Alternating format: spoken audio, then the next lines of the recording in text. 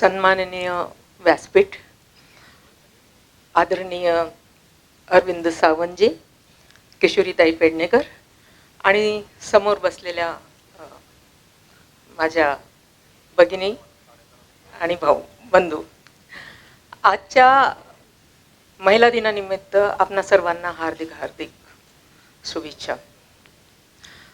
Actually मला देखील असाच भाऊंचा फोन आलेला आणि ह्या कार्यक्रमाला म्हणजे मी यावं आणि माझ्या हस्ते काही अवॉर्ड द्यावे अशी त्यांनी जेव्हा मला सांगितलं, तर ॲक्च्युली मला दुसरेही प्रोग्राम होते, मला कल्याणला वगैरे जायचं होतं, मी ते प्रोग्राम कॅन्सल केले, पण ह्या कार्यक्रमाला मी आवर्जून आले. आणि इथे आल्यानंतर हा जो आगळा वेगळा कार्यक्रम बघितला, खरोखर मन आनंदाने भरून गेलं. तर आत्ताच तुम्ही माझी एक छोटीशी क्लिप बघितलेली आहे आणि ते बघून तुम्हाला सगळ्यांना काय वाटतं माहीत नाही आहे, पण माझी स्टोरी ह्या दादरपासूनच सुरू होते. मी विदर्भात राहणारी एक पोलीस हवालदाराची मुलगी, ज्या पोलिसाला फक्त 300 रुपये पगार होता आणि मोठंसं असं कुटुंब होतं. अशा गरिबीतून दिवस काढले. आणि माझ्या काळामध्ये त्यावेळेला लहानपणातच मुलीची लग्न झाले पाहिजे, कारण मुलगी शिकून करणार काय, शेवटी चूल आणि मूल ह्याच्यापेक्षा जास्त काय, म्हणून मामांनी माझ्या जिद्द केली आणि वयाच्या 12व्या वर्षी माझं लग्न झालं. 12व्या वर्षी लग्न झाल्यानंतर सासरही म्हणजे व्यवस्थित नव्हतं, म्हणजे काय त्याला म्हणावं, एक नरकापेक्षाही जास्त वेदना ज्याला मिळतील अशा पद्धतीचं ते होतं. अगदी 6 महिन्यामध्ये त्या लोकांनी माझी एवढी हालत खराब केलेली की म्हणजे एकतर मी 12 वर्षामध्ये लग्न झालेलं, होत असतील माझ्याही चुका, मी म्हणत नाही की नसतील होत, कारण एवढ्या सगळ्या लोकांचं जेवण बनवायचं, कधी मीठ जास्त झालं किंवा कधी मिरची कमी झाली, तर अशा छोट्या छोट्या गोष्टींनी वाटतील तशा घाणेरड्या शिव्या द्यायच्या, अगदी केसाला धरून मारायचं. म्हणजे आमच्या जाऊबाई आणि तिच्या नवऱ्यानी असा सगळा प्रकार चाललेला होता. 6 महिन्यानंतर माझे बाबा जेव्हा आले आणि माझी परिस्थिती बघितल्यानंतर माझे बाबा मला घेऊन गेले, बोले मी नाही ठेवणार माझ्या मुलीला इथे. बाबा माझे खरोखरच क्रांतिकारी विचाराचे होते आणि ते तेव्हा जर मला घेऊन गेले नसते तर आज मी बहुतेक तुमच्यासमोर उभी नसते इथे.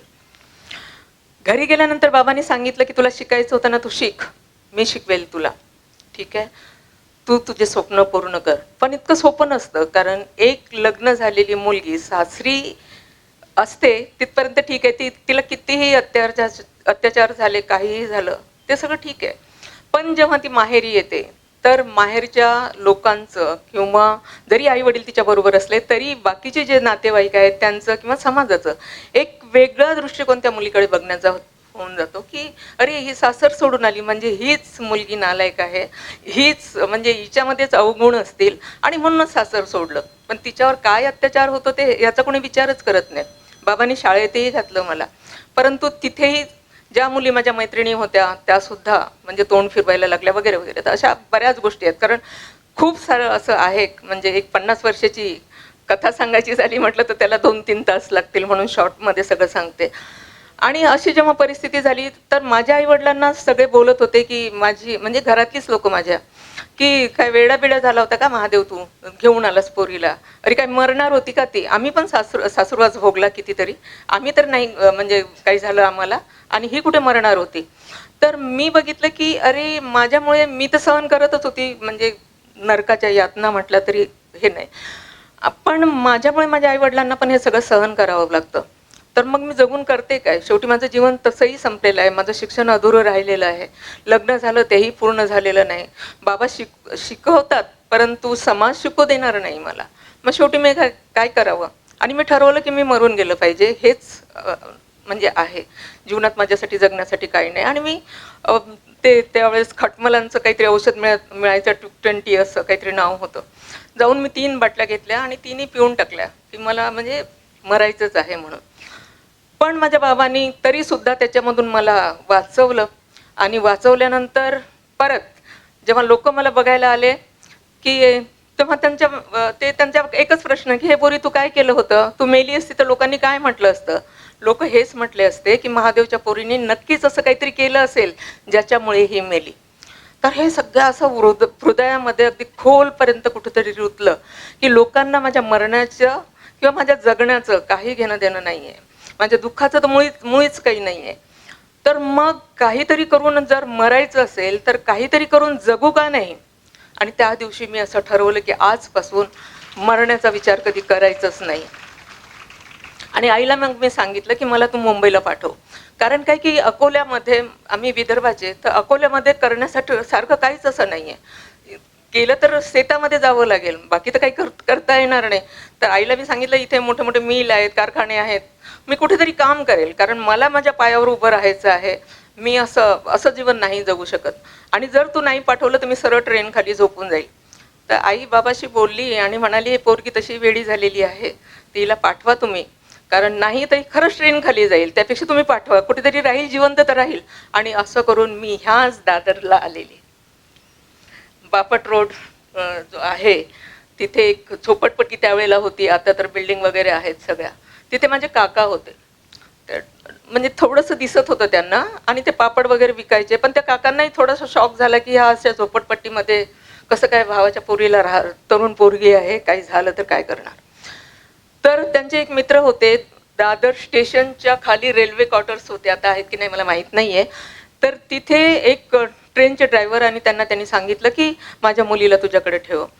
तर त्यांनी सांगितलं की ठीक आहे, मेरी 3 बेटी है, चौथी ये भी हो जाएगी, कोई बात नहीं है, मैं रख लूँगा. आणि त्या चांगल्या फॅमिलीच्या घरी मी जवळपास 2-2.5 वर्ष राहिली. पण मग तिथून संघर्ष सुरू झाला. एका गावखेड्यातून आलेली मुलगी, एकाच रोडवर चालणारी मुलगी, आणि इथे आल्यानंतर अनेक रोड, अनेक बिल्डिंग, एवढं मोठं शहर, खूप भीती वाटायची.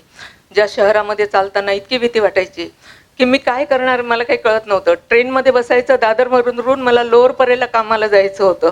लोअर परेला मी कामाला लागले, पण मी बोरिवलीला निघून जायची, कारण मला कळतच नव्हतं कुठल्या ट्रेनमध्ये बसायचं आणि कुठल्या स्टेशनला उतरायचं. आणि नंतर मी शोधायची की अरे हे काय झालं, मी कुठे आली, मला तर लोअर परेला जायचं.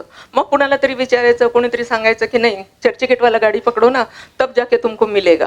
मग ती गाडी पकडायची. तर कित्येक वेळा मी गाडीमधून पडली, ट्रेनमधून पडली असेल, बायकांनी मला तुडवलं असेल.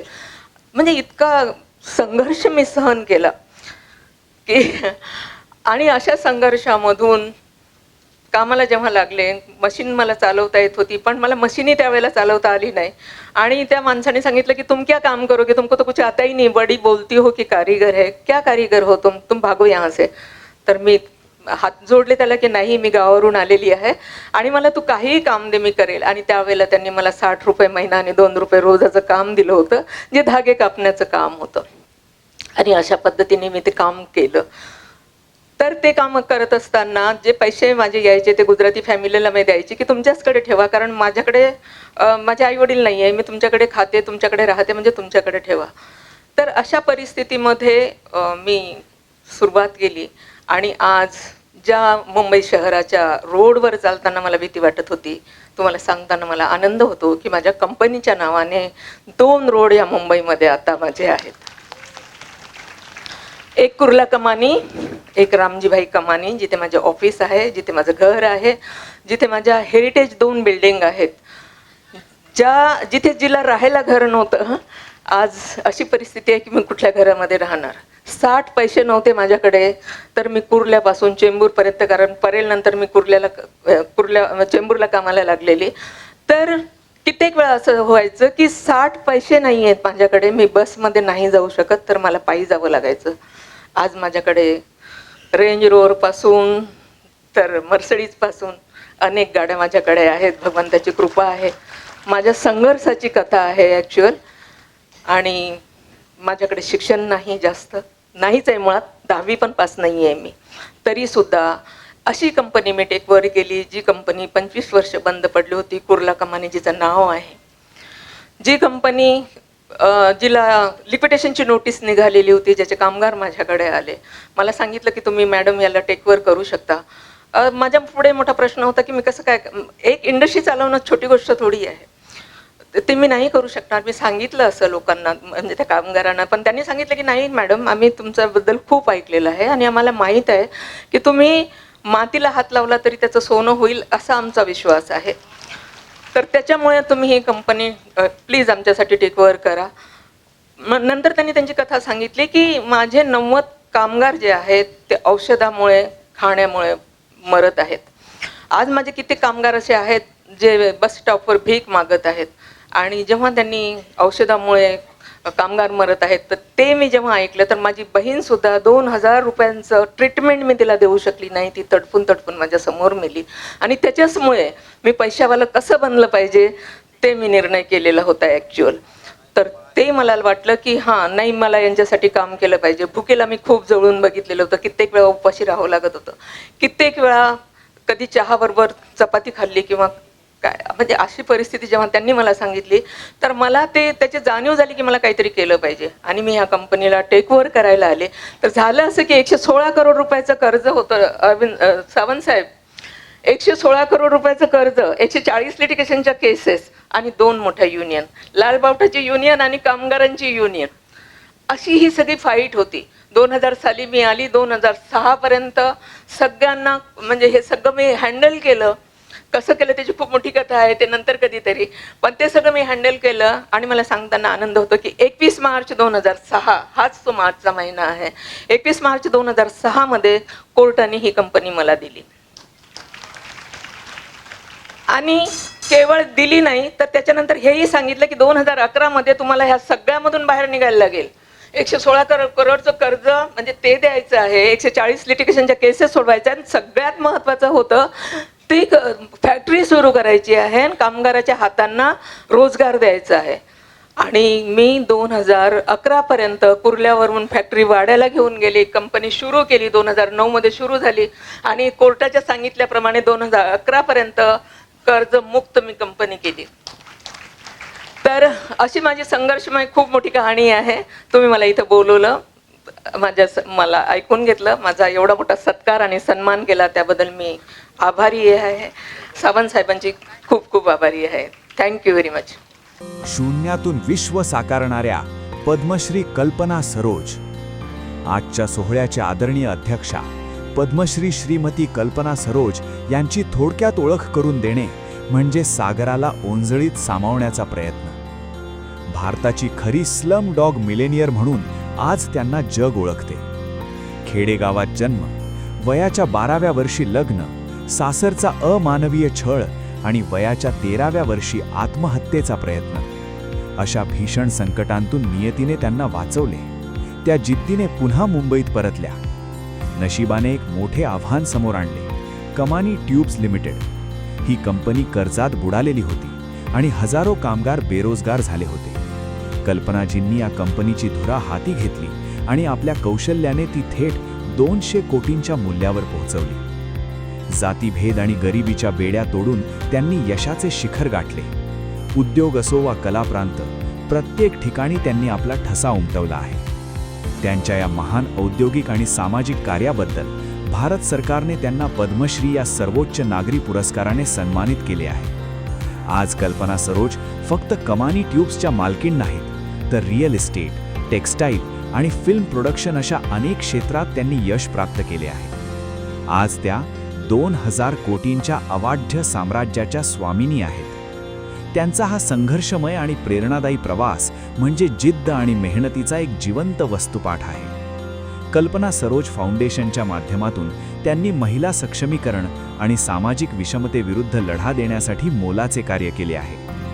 आज जागतिक महिला दिनाच्या निमित्ताने अशा अष्टपैलू व्यक्तिमत्वाचे अध्यक्ष म्हणून लाभणे हे आमचे अहोभाग्य. त्यांच्या देदीप्यमान कर्तृत्वाला आणि त्यांच्या संघर्षमय प्रवासाला जाणीव ट्रस्टचा मानाचा मुजरा.